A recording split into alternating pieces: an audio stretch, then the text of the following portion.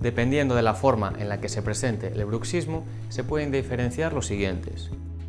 Bruxismo de apretamiento. Se genera cuando los músculos de la masticación se contraen al apretar los dientes. Al no haber deslizamiento entre los dientes, no se produce un desgaste tan marcado. Bruxismo de rechinamiento o frotamiento.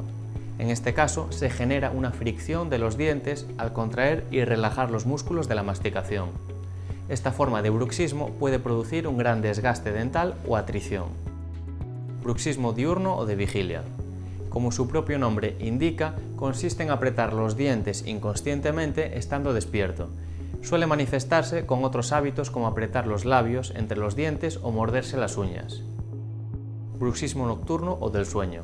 Ocurre durante las horas de sueño. Puede estar relacionado con el síndrome de apnea obstructiva crónica o apneas del sueño. Suele provocar dolor dental, muscular y articular al despertar.